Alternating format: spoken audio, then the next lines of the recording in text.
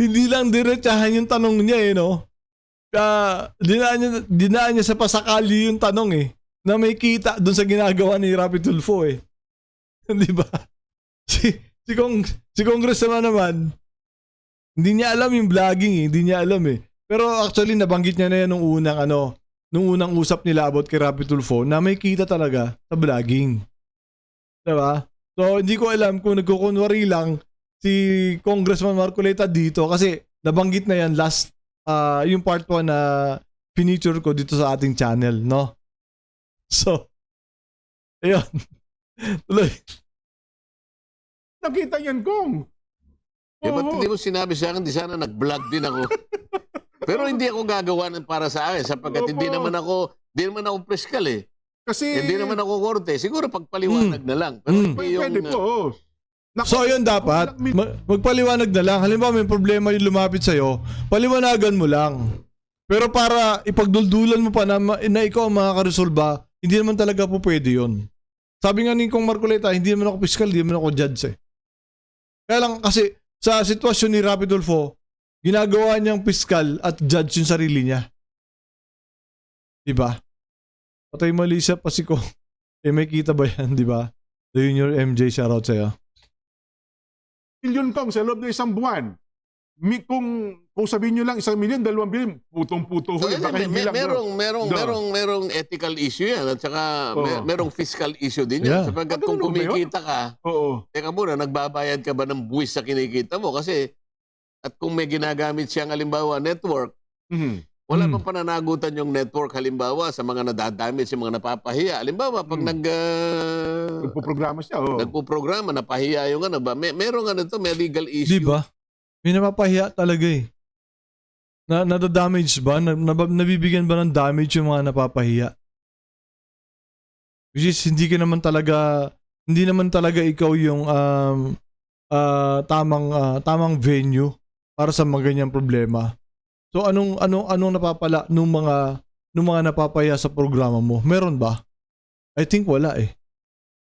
Kasi nagamit sila. Nagamit din sila sa programa eh. Sabihin natin may kasalanan talaga sila. Pero pinagkakitaan mo pa rin sila eh. Diba? Napahiya na yung tao. At the same time, napagkakitaan mo pa. So ano yung benefits nila from the network and the program ng RTIA? Diba? Wala naman silang pinapakitang ganun. Ethical, legal, and even fiscal issue dito. Ayun. Lalo na kung may kita dito, yung motivation, nagagamit mong pang-vlog at kung binabayaran niya, namo-monetize halimbawa sa internet, magkano ba yung kinikita riyan pangkaraniwan? Naku, kung sabi ko sa inyo, kung 1 milyon, 2 milyon lang sa kanyang style ng vlog, maliit po yun. Sabihin ko na sa inyo, maliit po kung 1 milyon, 2 milyon lang sa buwan. Di dapat siguro tingnan ng issue, paano nagbabayad ng tax yung mga ganito? Actually, sa revenue may kaltas na. May kaltas na yun ng tax. Iko-content mo na bago i-refer tapos ipag-flash sa screen, abangan ng part 2. Diba? Nosferatu, shoutout sa'yo. Sabi ni Kyle, saka may pamilya yung mga hiniya, nilait, binuli, dinuro at insulto niya. Wala siyang pakialam kung masasaktan yung mga pamilya ng mga ito. Nakakapagtaka lang na walang pumupuna sa mga kasama niyang Senado. Diba? Shoutout sa'yo, Nosferatu. 37 likes, 62 watching. Salamat. Okay. Marami yun. Kasi posible, kung yung nagtitinda lang ng pandesal sa amin na maliit na bakery, nagbabayad ng income tax eh. Pero talaga, napaka-efficient nung mga maniningil ng buwis doon sa kainta dyan. Opo. Maliit na panadirya lang. Talagang Palagay ko yun baka hindi pa kumikita ng 20 mil sa loob ng isang buwan yun eh. Ngayon, kung ang sinasabi mo kumikita ng ilang milyon? Kung 2 milyon lang ko, maliit po yun. Paano yung pagbabayad ng tax niya? Gatong din tong itong host. Sinubukan bang usisain ng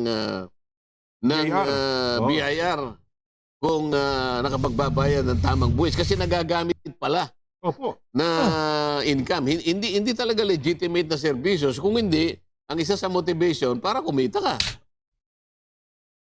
Exactly. Exactly. Hindi talaga nakakatulong. Nagagamit mo lang yung mga tao, yung mga tulponatics na tatanga-tanga para kumita ka. Diba? Hindi talaga nakakatulong. Ang nangyayari, ang katotohanan, nakakatulong kay TIA, nakakatulong kay Rapi Tulfo, hindi sa mga taong nagsusumbong. Galing yan kay Marcoleta, ha? Galing kay Marcoleta yan. Well, ako naman, naisip ko lang naman yun, Kong. Ano, kasi ang kinukuha po nilang... Hindi, nasabi mo na eh. Talagang human interest. Yun bang hindi pangkaraniwang kaso? Kasi pagka hindi pangkaraniwan, talagang hinahype ng husto, Kong. So, sa mga katuwid, subjective ito. Kaya pala lalong dinadramatize. Opo. Kaya pala nilalagyan ng cinematic effect. So, maaring isa yun sa kaparaanan para yung mga tao, lalo sila. Di ba masyadong sinesensationalize yung problema ng mga kababayan. Lalo na kapag ang problema is bibigat nga. Lalo pag mga rape, ganyan, mga kung ng problema na mas mabibigat, nasisensationalize, lalo yung mga killings, ganyan. Sinesensationalize. Kaya sabi ni Kong Marcoleta, kaya pala may mga graphics ng ginagamit na. Para mas lalong makaakit. Mas lalong makaakit sa mga tao na lumapit sa RTIA. Parang advertisement ba? Di ba kahit sa Senado, ina-advertise niya ang RTIA? Civic Typer Paitan. Charot sa'yo. Good morning. Di ba? Kahit sa RTIA, ina-advertise niya ang RTIA. Di ba? Kasi para isipin ng mga tao na sa kanya dapat lumapit, hindi sa ahensya ng ating gobyerno. So masyadong na-advertise itong RTIA. And yun nga, yung mga pinapalabas nila, masyado nilang sinesensationalize. Diba? Alam nila eh. Yeah. Pumunta ro sapagkat totoo. Nalalagay ako sa nadadramatize ito. So nagiging motivation, ngunit hindi nila nalalaman na nagagamit din pala sila. Para sa ganon ay meron pa siyang isang motibo, yung income pala rito. Totoo yung sinasabi mo, Jen. Well, tsaka sa isang panayam sa kanya ko. Actually, yun ang main motive eh, yung income. 'Di ba? Ang motivation talaga, ang main motivation dito is yung income talaga. Kaya nga tumatakas sa Senado eh. Para makapag-RTIA. Kasi nga sa totoo lang po, bumababa na talaga ang views ng RTIA. Bumababa na po ang views ng Rapi Tulfo in action. Sobrang laki daw po ng ibinaba. Actually, ang kwento sa amin, 27 million every month. Ayun 27 million views every month ang binabagsak ng RTIA. Yun, tama si Kahel. His downfall is waving. Nakakatawa na hindi po nasasayang yung pagtsatsaga natin, yung paghihirap natin na i-divulge yung totoong nangyayari sa RTIA, yung totoong layunin ni Rapi Tulfo. Diba? Sabi ni Julius Hora, shoutout sa'yo, paimbestigahan din sana sa Kongreso ang programang RTIA. Yeah, dapat nga sana eh. Kaso lang parang hindi natin alam. Diba? Senador Rapi na minsan nga nagbabayad pa siya para mag-boost. Ang tawag niya, binuboost tong eh.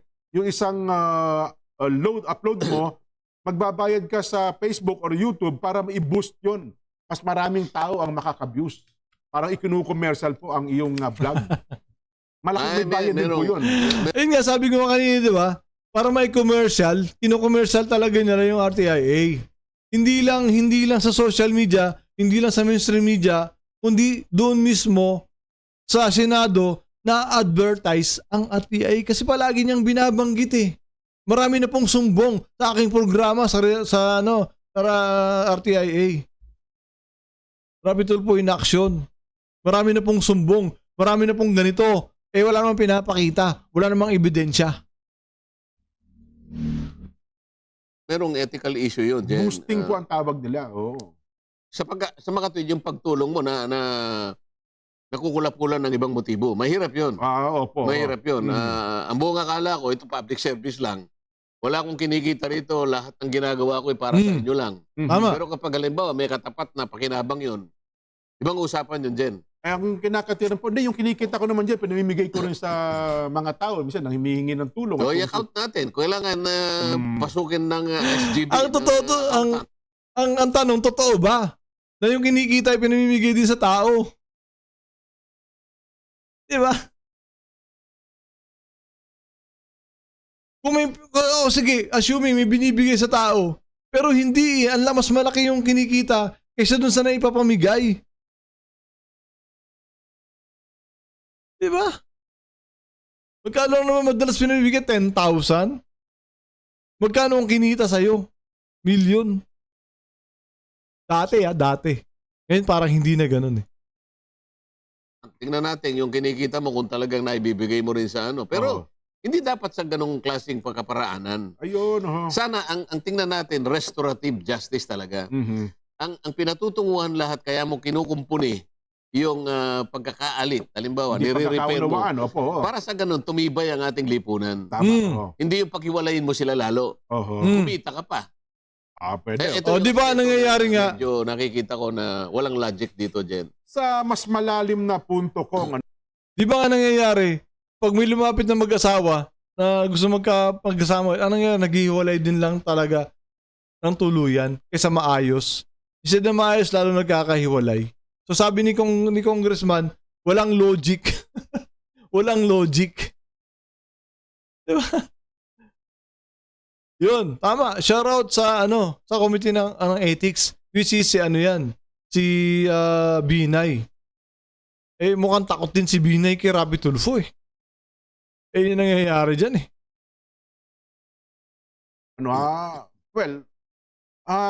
Doon sa punto na bakit pa kasi parang ang taong bayan ko para lumipat na sa ganung antas na parang ayaw na nga po maniwala sa justice system ng ating bansa sa procedure na ito at doon nila gusto lumapit sa ganung mga klase ng mga programa. Diyan lamang natin mapapatunayan na dapat yung project ng Supreme Court na noong pa nila iniisip at saka ng Integrated Bar of the Philippines. Ng IBP, okay? Opo. Ito yung mandatory na legal aid sana. Ibig sabihin, ito ay isang mekanismo na iniisip ng Korte Suprema sa pakikipagtulungan ng Integrated Bar. Ang Integrated Bar ay kalipunan ng mga abogado. Merong kasapatan at kaalaman sa batas ito.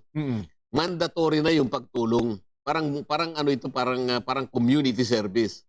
Sa mga doon sila pupunta dapat. Ayun, Kasi may mandate yun.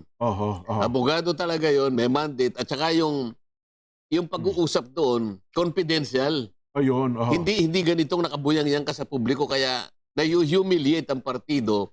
So imbes na matugunan mo yung problema talaga na maaring nagkapatawaran, hindi.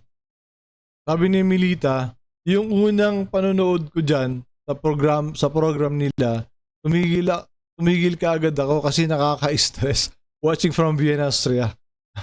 Shoutout po sa inyo sa mga taga-Austria dyan, no? Sa ating mga kabayan. Yun yung inihaay ni Atty. Libayan sa Senate Electoral Tribunal. Tinulugan na ng mga... nawawala na yun no? Yung Electoral Tribunal na yan. Grabe. Pero pag Amerikano ka, sure yan, $5K na. May bebot pa, di ba? Alright. Sabi ni Mr. Yoso, member din, yun lang. Member din pala ng ethics committee yan. Kaya pala takot si Binay. Diba? So dapat nakalibro ang pagpasok ng paglabas ng pera. Kasi nga, foundation eh. Hindi magkakapatawaran yan. Well, meron ako isang mabuting halimbawa na ibibigay sa iyo.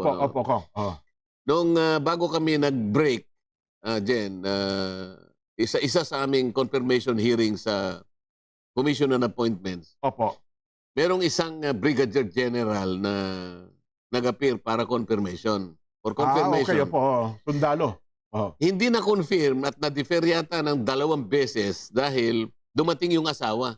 Opo, napanood ko yan, Kong. Opo. Ngayon, naisip ko lang dahil sa mga tanong na sinasabi mo ngayon, bago pumunta yung babae, yung asawa ng General Sibilia Opo. sa Commission on Appointments, Opo. nagpunta na pala sa opisina ni...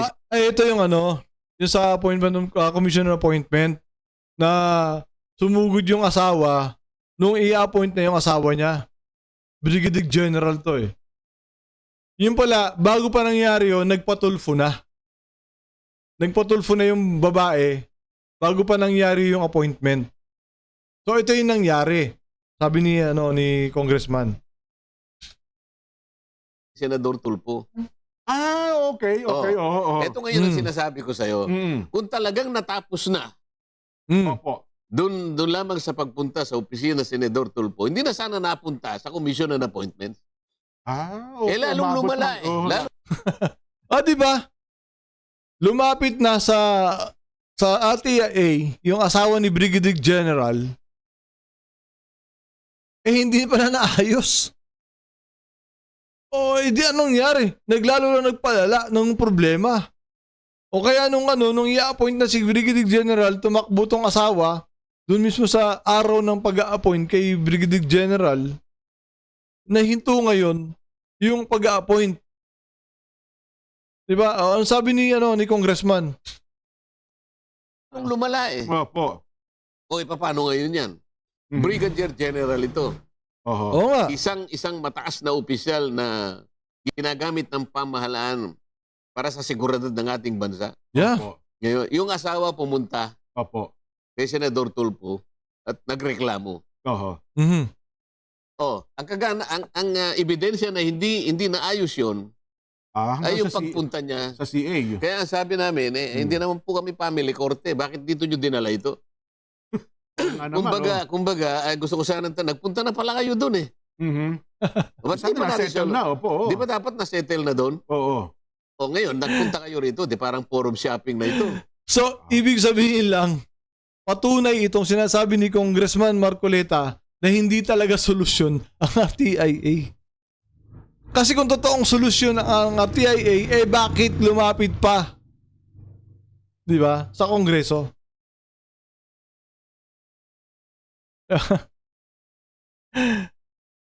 Ibig sabihin lang, mas nakagulo pa yung RTIA instead na maayos sana. Sabi ni Carmela Hammer, problema kasi ang may problema talaga yung mga pumunta kay Rapi Tulfo.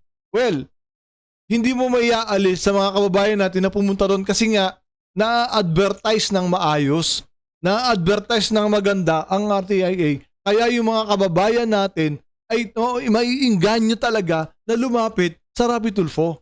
Kasi akala nila totoong nakakaayos ng problema. Yun po kasi ang problema, Carmela Hammer.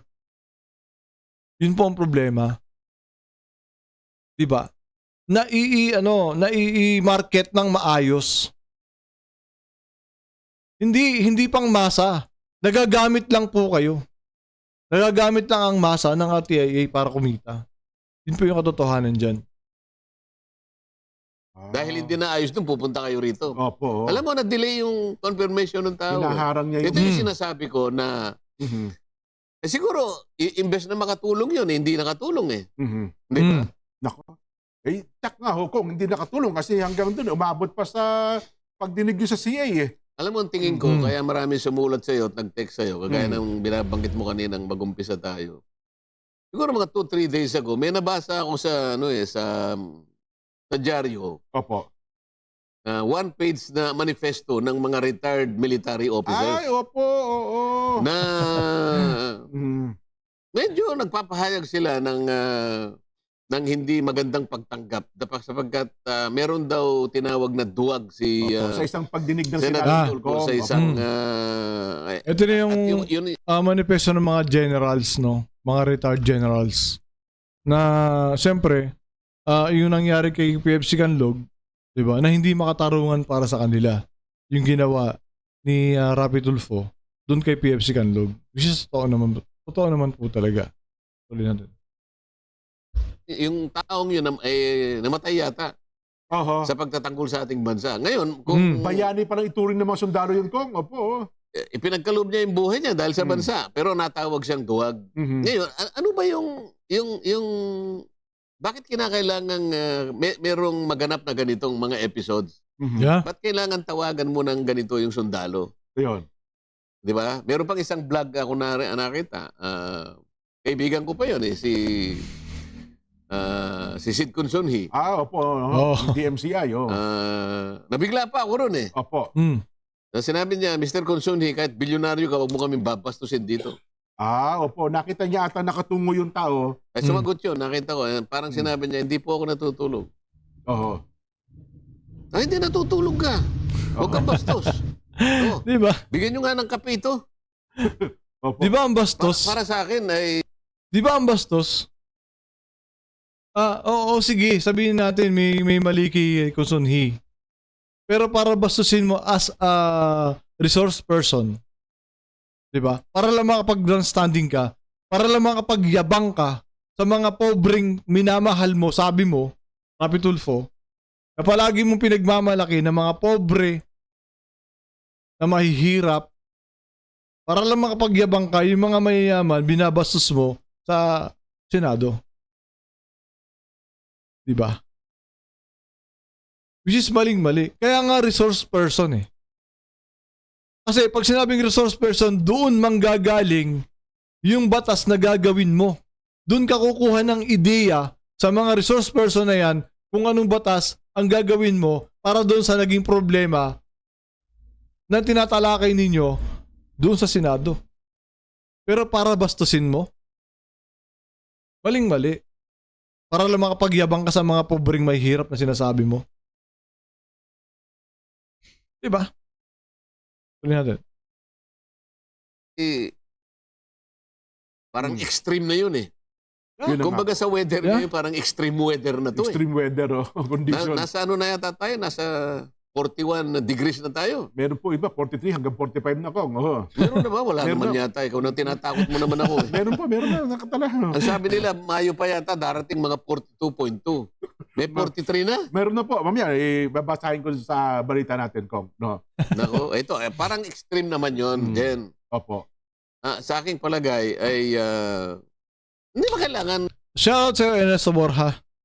na sabihan pa si Senador Paul na wag naman ganon. Sapagkat alam mo, yung mga taong yon kaya mo tinawag doon ay resource person sila. Yes, opo. Pinakikiusapan Ano man ang nila. iniimbestiga mo ron, wala kang karapatan na ganun ang mga lingwaheng gagamitin mo. Alam mo, protected din sila sa mga rules niyo.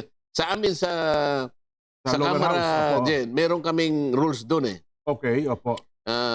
In aid of legislation, maski na oversight, ang rule namin doon, kapag meron kaming inimbita para maging resource person, yung karangalan niya, pangangalagaan mo. Maliban na lamang doon sa mga Talaga extreme nagsisinungaling din, ano? silang nauna halimbawa. Ayan, opo. Pero halimbawa, yung nakapikit lang siya, hindi mo kagad masasabi na natutulog.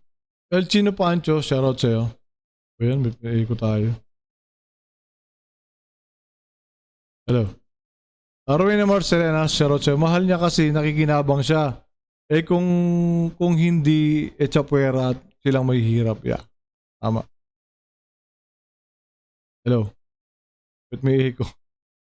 2 years na ba si Tulfo nakaupo? Yeah, 2 years na. Kung bata yan tumatakbo at nagsasitas na yun. Ano yun? Pakilinaw. Okay? Tulog yun. Alam mo, kahit na nakaupo, alam mo, kung nakapikit, kung natutulog yun, bumagsak na yun eh. Opo. Tama. Yun pala, Kong, may mga nag-react ng tao. Nabasa ko yung reaction eh. Yun daw, Diba tama naman? Kung tulog talaga si Consunhi that time, dapat bumagsak na sa upuan yun eh. Diba? si Ginoong Consunhi, pag meeting, nakaganon pala para ini-internalize Hindi, niya. totoo yun. Ako mismo makakapagpatunay yun. Ini-internalize yung sinasabi ng tao. Ganun pala. Dahil ako di ba nang sabi ko sa iyo, nung hindi pa ako congressman, nagsilbi Opo. ako sa mga federasyon ng contractors. Yes po. Ang DMCI, isa sa mga member namin yan, sila FF Cruz. Opo. Pag nagkakaroon kami ng convention at nag-attend dyan, makikita mo, talaga Nakatungo pala talaga siya. nakapikit. Pero Opo. pag tinanong mo, alam niya yung pinag-uusapan eh. Oho. Kasi iniisip daw niya palang mabuti, parang ini-internalize siya kung ano sinasabi nung nagsasalita. Ganun pala talaga siya magsalita raw. Ang katunayan na hindi siya natutulog, sumagot siya eh. Ito nga po. O, di ba? Sinabi niya natulog, yung pala, di ba? Ang katunayan na hindi siya tulog, nagsumagot eh. Sumagot eh. Nung sinita niya, sumagot eh. Di ba? Kaya niya binabastos yung totoong mayaman na to. Sinabihan niya na hindi porket bilyonaryo ka, accepted ka na rito, hindi ganon. Diba? Ang katunayan doon, nagyayabang, nagpapasikat. Di ba? Hindi po ako natutulog. Hindi, natutulog ka. Huwag kang bastos.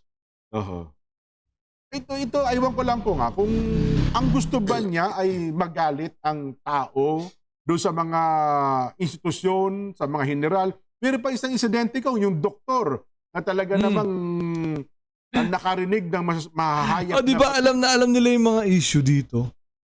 Alam nila yung mga yung mga nangyayari kay Rapi Tulfo. Di ba? Kasi nga ibig sabihin lang nito, hindi na lang mga kabatas, 'di ba, ang nakakaalam.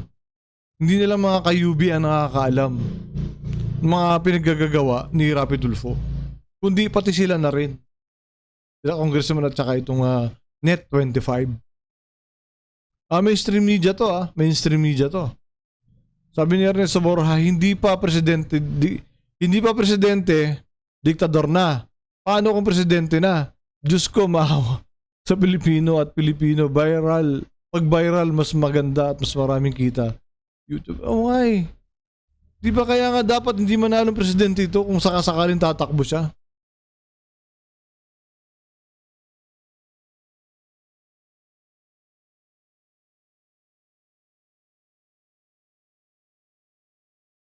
Di ba? Parang ang hirap naman pag naging presidente kasi bubusalan tayo eh.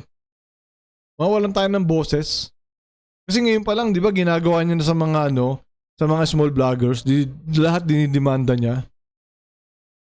Paano pag naging presidente pa? Mula ng mga senador niya, naging palengke maraming palengke na ang Senado. Parang puwit ng manok ang bibig. Pananalita mula sa nabanggit na senador at doon lang sa punto na hindi, kayo parang sinasamantala niyo yung kahinaan ng tao kapag nagreseta kayo mga branded eh. Kasi tumatanggap kayo ng ganyan sa mga gamot. Ayaw niyo magbigay ng generic drugs kasi wala kayong ganyan.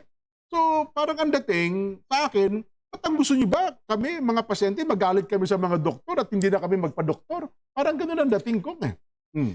Ewan ko kung ano yung motivation niya, pero ako bilang isa, kasi nag-iimbestiga rin kami, both in aid of legislation or oversight, or hindi kami humahanga sa ganung klaseng pananalita.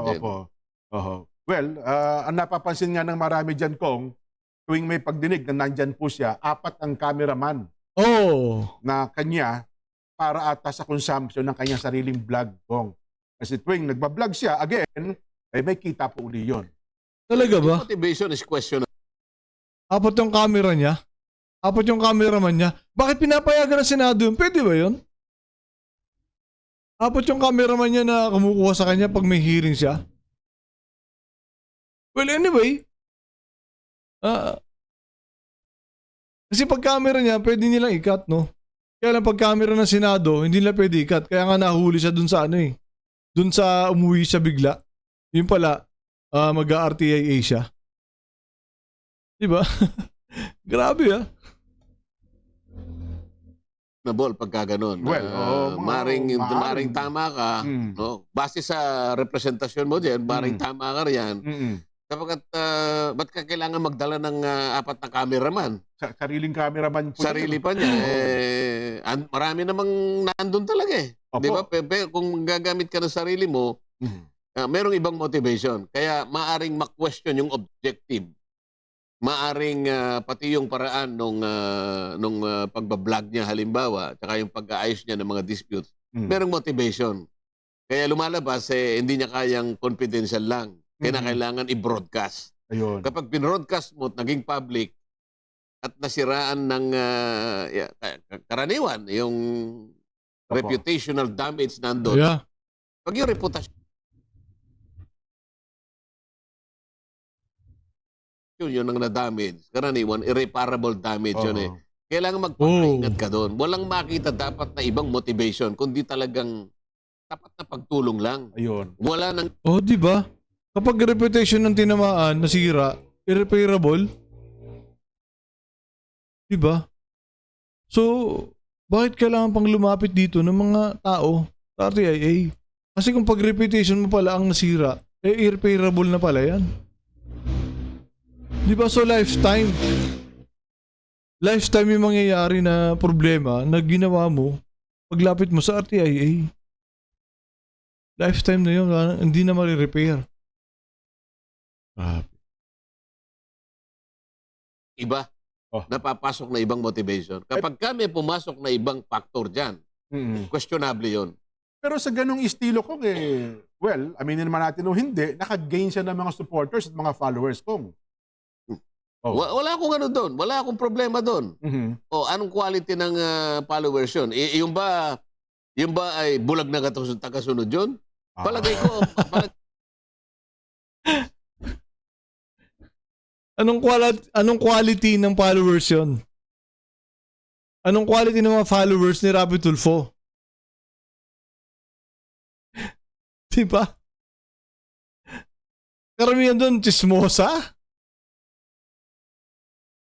Marites? Lahat ng karamihan ng followers nila? Hindi naman lahat, no? Diba?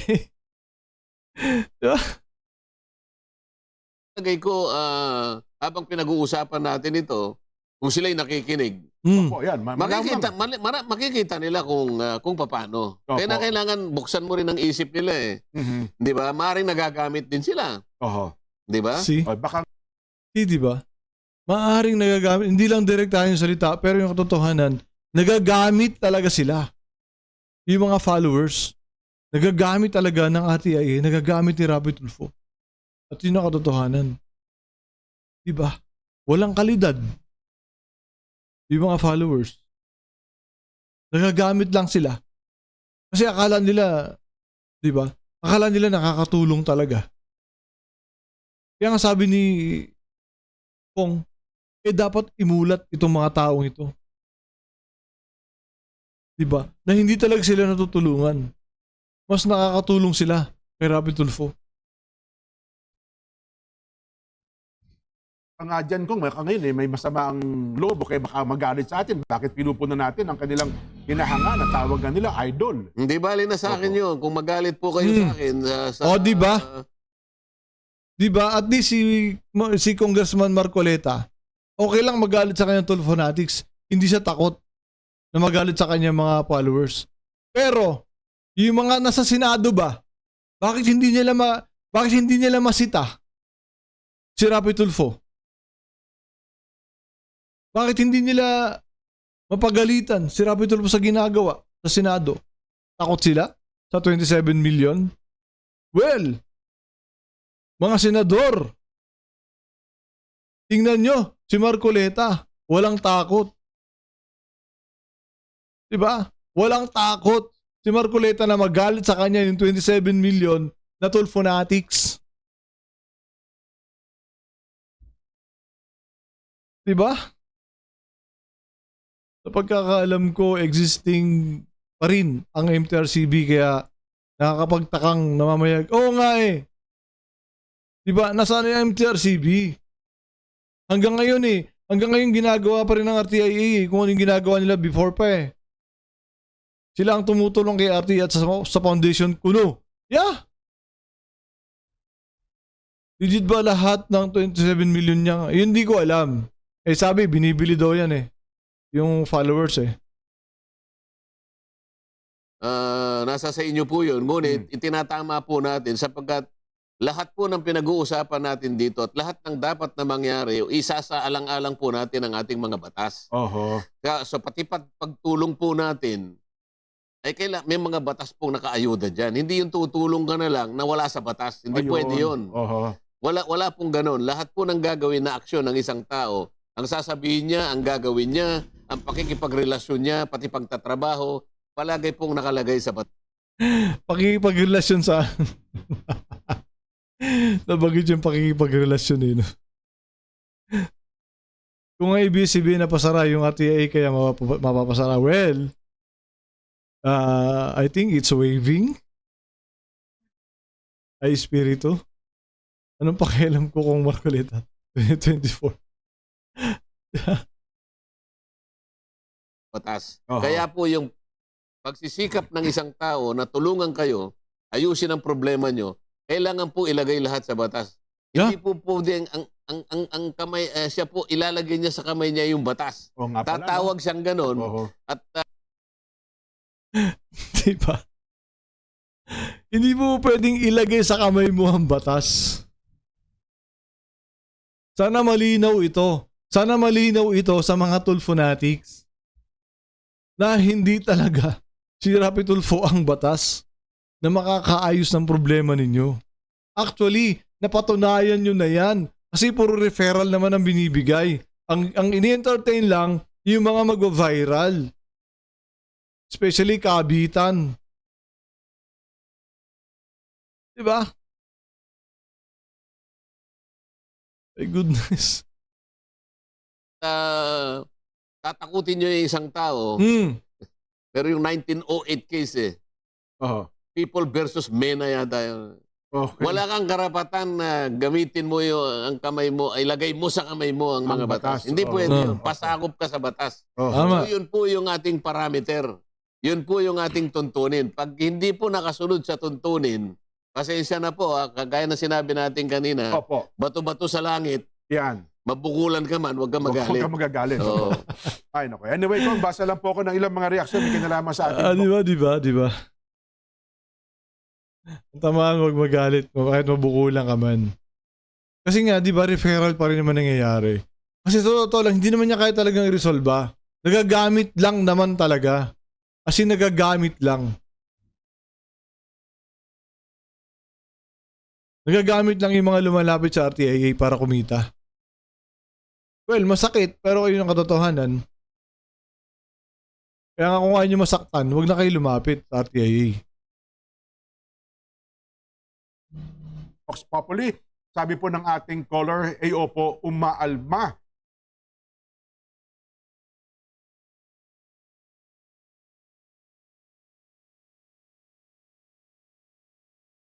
Ang kalooban.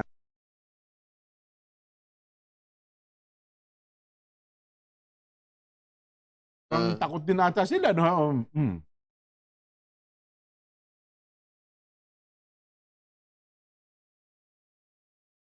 Wait lang. Personal message ng ating mga kababayan. Sabi niya, naaayon pa po ba sa batas? So ito yung mga yung mga comment. So karamihan sa atin ito yung gustong marinig. Yung mga comment, no? Sasagutin ni Kong Marcoleta. Pag na-refer niya na sasabihin niya, I rest my case. Di ba? Kaya lalong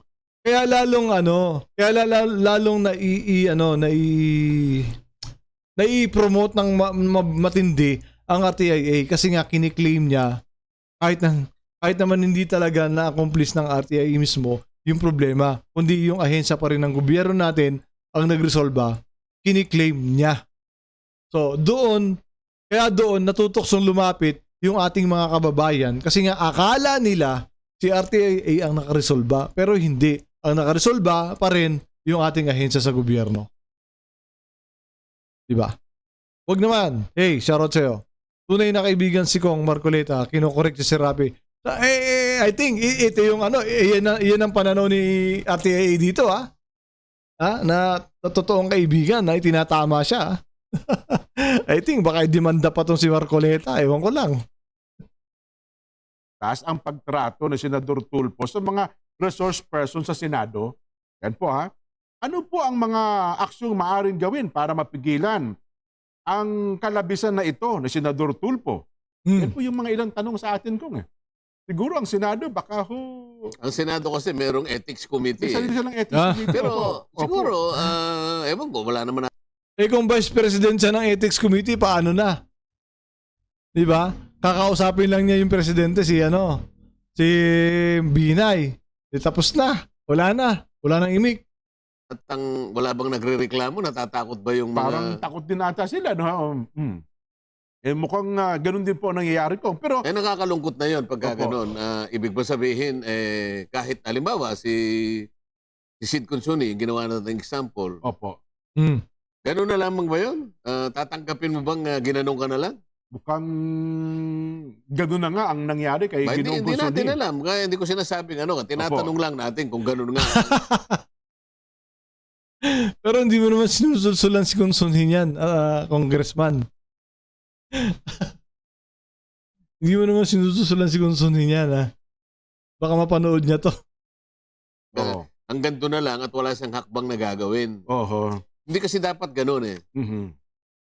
Sa tingin nyo, sabi niya, arugante nga ba si Senador Tulfo para sabihing duwag, yung duwag ang isang sundalo? Yan po yung mga binabawag bilang public servant. Ano yung sa tingin ninyo, arugante nga ba si Senador Tulfo para sabihing duwag ang isang sundalo? Ano ang tingin mo? Rhetorical question yan. Rhetorical question na hindi mo kailangan sagutin. Kasi lalo ngayon, nag-react na. One page na parang petition ata yun ng mga sundalo ko. Ito yung binabanggit ko eh. Imbes na siguro malit na bagay lang, meron kang inaayos lang eh. So unnecessarily nakagamit ka ng salita na hindi man kailangan. Ito yung buong retiradong opisyal ng Armed Forces nag-react. Opo. Lumaki o hindi lumaki? Lumaki yung problema. Opo. Ito yung ating iniiwasan. Opo. Kapag ka ikaw ay tumutulong para yung alitan, anumang hindi pagkakaunawaan ng ating mga kababayan, ay tutulong tayo, ito yung sa paraan na ma-restore natin talaga. Pangmatagalan, halimbawa, kung hindi man pamalagian. Yun ang pinaka-objective kung bakit kinakailangan natin yung dispute resolution. Lahat ng alternative dispute resolution, mapa-mediation, mapa-conciliation, arbitration, ito yung alternative sa judicial system. Tama. Pero kapag ang ginamit mo, public halimbawa, at merong hiyaan, hindi ito ang paraan. Hindi ito, wala sa patakaran ng mga batas natin ito. Nako, sabi pa po nung isa, may nalalabag po bang batas si Senador Tulfo dahil sa mga estilo nito sa pag-question ng mga tao inaakusahan niya nito na nagkakamali?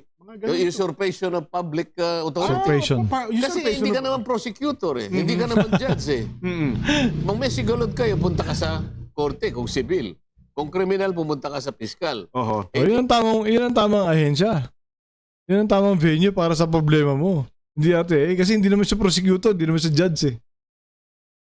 Diba? Sabi ni Julius, bahag ang buntot niyan ni therapy kay Congressman Marcoleta. Oo nga. Diba? Kasi alam niya matalino to eh.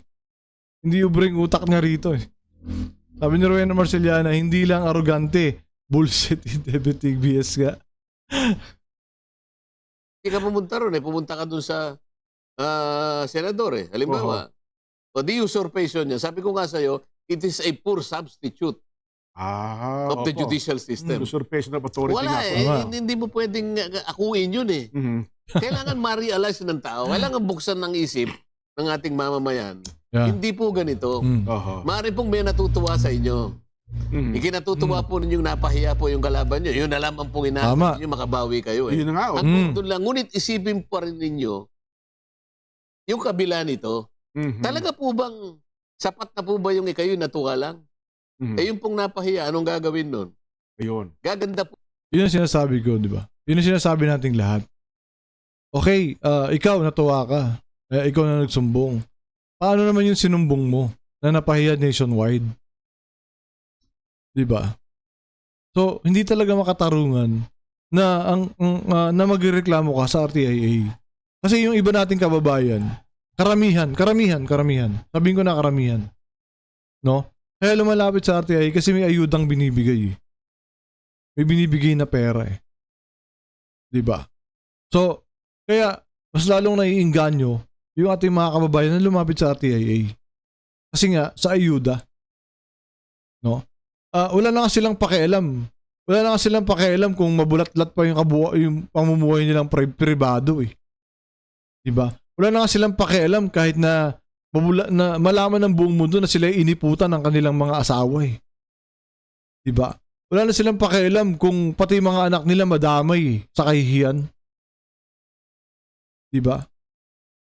Wala na silang pakialam na yung mga anak nila nagagamit. Pati mga anak nila nagagamit dito sa programa para sa views. Dahil lang sa konting ayuda. Yun po yung nakakalungkot talaga. No? Yun po talaga yung minsan instead na mainis ako sa mga lumalapit sa RTI, minsan po naaawa ako eh.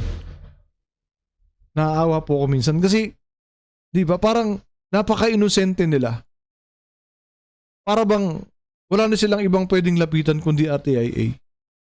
Na minsan sa sobrang hirap ng buhay nila, kahit drama na lang yung nangyayari sa, 'di ba may drama naman talagang nangyayari dito na napag-ayos na sila backdoor. Pero dahil kailangan ng views, pag-aawayin sila on air. 'Di ba merong finiture si Teacher Mark na ganun, na naayos na pala backdoor pero pinag-away sila on air para lang sa views. Di ba? Minsan parang nakakainis yung mga taong ito na lumalapit sa RTI. Pero ako po minsan, sabi ko nga, minsan naaawa ako sa kanila kasi para bang napaka-inosente nila. Di ba? Na talagang nasasamantala yung kanilang kainosentihan. Nasasamantala yung kanilang kamangmangan. Di ba? Dahil lang sa konting kapalit na pera, sa konting ayuda na ibibigay sa kanila, hinahayaan nila na gamitin sila. Hinahayaan nila na gamitin yung mga anak nila. Diba? Diba nakakalungkot mga kababayan? Mga kamag? Nakakalungkot, diba? Minsan talagang kaya ako ayokong tumigil. Kaya tinatakot na nila ako na maoblo ka, makukulong ka. Well, sige, go ahead. Ilang beses na ba ako nakulong? 2 beses na ako nakulong eh. Dahil sa pakikipaglaban ko eh. Dito sa bayan ko eh. At this time, national. Yung mga kababayan ko na naloloko sa RTIA. Lalo yung mga nasa probinsya. Di ba mga kamag? Yung mga kababayan natin nasa laylayan, sila talaga yung number 1 naloloko dito eh. Nakakala nila ito na yung tama na lalapitan nila para sa problema nila. Diba? Yun na nga eh. Yung taong nagigipit, kumakapit sa patalib, yun yung nasasamantala eh. The Junior MJ. Sila yung mga nasasamantala. Diba? Sila yung mga nasasamantala dito eh. Kaya naaawa. Paano kung wala tayo ng mga vloggers? Paano kung wala si Attorney Libayan, si Attorney Claire? And the rest of the vloggers ng Kabatas at Kayubi. Baka mas marami pa silang maloko. Baka mas marami pa silang magamit. Minsan natataka nga ako, may mga pinag-aralan, mga doktor, mga professionals, lumalapit sa RTIA eh. Hindi ko maintindihan kung bakit eh. Bobo ba sila nung nag-aaral sila? Mas matalino ba kami na wala namang tinapos?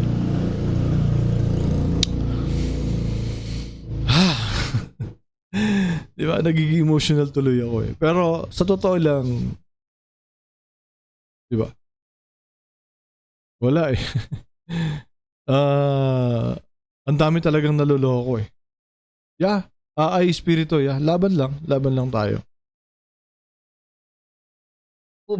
Gaganda pa po ba yung samahan natin? Ang titingnan po niyo yung estabilidad po ng lipunan sa kanyang pangkalahatan. Ito po yung ating binabantayan. Naalala ko yung nag-viral ito sa social media kong. Parang meron siyang pang binatilyo ata, sabi niya, hintayin mo dyan ha, kakasuhan ka namin, papupuntahan ka namin, pakakasuhan ka. Sagot niya doon kay Senador Tulfo, wag na po. Sabi niya, wag na po, magpapakamatay na lang po ako. Sabi nga sabay baba ng telepono. Nagpakamatay naman. Sabihin, sa mismo ko nga, natulala sa doon sa naging reaksyon ng tao dahil doon sa kanyang mga binitiwang pahayag. At isa pa siguro pwede nating tawagan ng pansin na kaugnay niya ang ating pinag-uusapan din. Opo.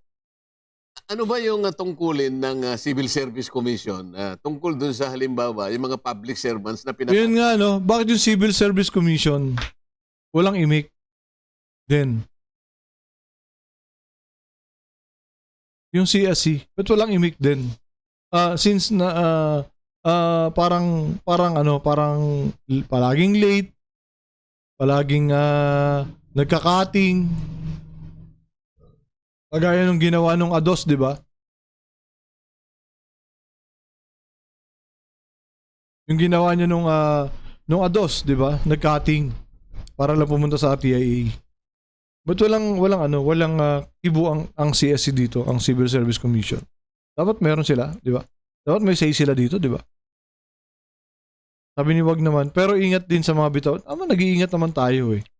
Pero minsan ang hirap talaga na ano ba dapat yung sasabihin natin? Ano ba dapat yung salita na gagamitin natin para lang malinawan yung ating mga kababayan? Ano ba dapat yung mga salita na gagamitin natin para lang sabihin ni Rapi Tulfo na constructive yung ginagawa nating mga vlogs? Di ba ang hirap? Ang hirap talaga kasi iniiwasan mo yun eh. Iniiwasan natin yun eh. Diba? Para hindi tayo maabala. Pero alam naman natin na wala naman tayong ginagawang masama. Ginagawa lang natin yung karapat natin bilang isang mamamayan, bilang isang taxpayer na pinapasahod natin yung ganitong klaseng politiko na nanunungkulan sa ating bayan. Na dapat sila yung servant natin. Na bandang huli parang sila yung amo. Diba? Na dapat sana tayo yung amo dito eh.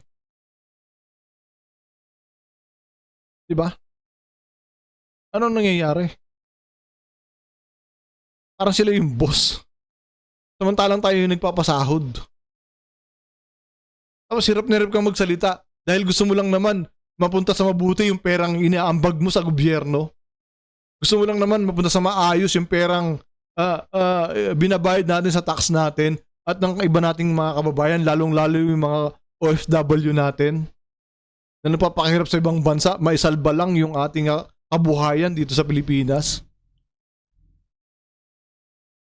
Diba? Ingat na kang magsalita dahil sa ginagawa ni Rapi Tulfo na pag kinitisa ididemanda niya. Diba? Ano pa naging presidente to? Di wala na. Lalo tayong tatahimik. Kapag dumating yung panahon na lumapit ako sa RTI, shoutout ko, paano ka lalapit to? Sabi ni Espiritu, deceived lang sila. Naniwala sila sa tutorials. Yun nga kasi. Kasi nga, na-i-market ng maganda yung RTIA. Kaya akala nila totoong-totoo na hindi naman nila alam na hindi lahat doon pinapatulan ng RTIA. Na mas marami yung nagtagalang pumila pero referral ang nakukuha. Di ba Gina Rublica, shoutout sa'yo? Ang hirap magsalita samantalang si SRT parang may privilege. Ayun nga eh. Pag siya yung nagsalita ng pambabastos, okay lang. Diba? Pag siya yung nambabastos ng mga resource person, okay lang. Pag siya minumura nila, yung mga taong hindi sumasagot sa tawag nila, okay lang. Pero pag tayo yung nagsalita na amo nila, demanda, no tax, no representation. Yeah. Late walkout, Thursday, Friday, nasa RTI. O, di ba? Okay lang sa kanya yan. Okay lang kay Senador Rapi Tulfo yan. Na ginagawa niya yan. Tapos pag nagsalita tayo, siya pa yung galit. Samantalang dapat pagalitan natin siya dahil nga tinatakasan niya yung trabaho niya bilang servant natin.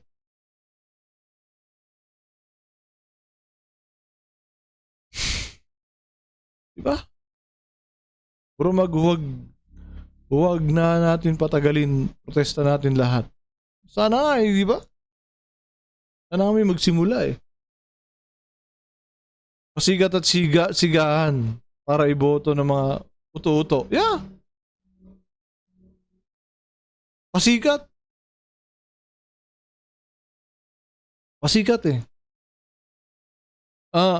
ginagamit niya yung sabi nga bukas meron ako feature yung gagawin ko ng reaction yung ginawa ni Ann. Maganda kasi yun, no? Masyadong delikado raw yung ginagawa ni Rapi Tulfo. Why? Kasi sa sobrang pagpapasikat niya sa mga mahihirap, minamak niya yung mga mayayaman. Diba? Minamasama niya yung mga mayayaman para sumigat sa mga mahihirap, sa mga pobre. Diba? So bukas gagawin ko yan. I-feature ko bukas yan. Siguro ipi-premiere ko lang. Maganda yung topic na yun. May sumulat kasi So ito yung nakakatuwa, mga kamag. Ito yung nakakatuwa. Bukod dito kala Congressman Marcoleta at saka sa Net25, marami na pong nakakapansin.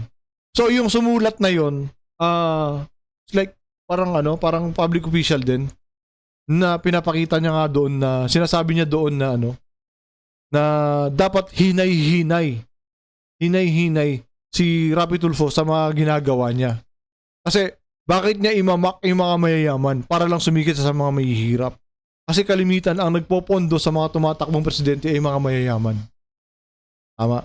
So, well, ako ang pananaw ko doon is okay lang, sige, imak mo yung mayayaman para wala magpondo sa'yo para hindi ka na makatakbo. Hindi pwedeng mahihirap lang yung kakampihan mo rito. Dapat balanse ka. Kasi hindi naman lahat ng mayayaman masama. Actually, maraming mayayaman ngayon na tumutulong sa mga kababayan natin na sila ang nag-i-invest. 'Di ba? Nag-i-invest yung mga mayayaman na yan para magkatrabaho itong mga mamamayan nating mga pobre na sinasabi mong mahal na mahal mo. Ngayon, kung imamak mo lahat ng mayayaman, paano mag-i-invest yan kung ikaw ang presidente? Baka mag-withdraw lahat yan. Lumipat sa ibang bansa, doon mag-invest. Hindi dito sa bansa natin. Diba?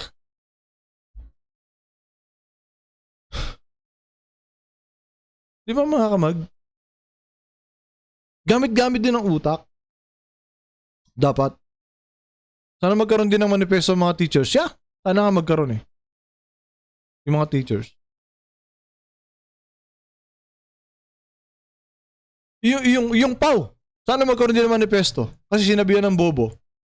Sinabihan ng tamad. Diba? At sana may magprotesta na. Sana may pa-impeach na matanggal siya sa posisyon. Dahil sa mga ginagawa niya.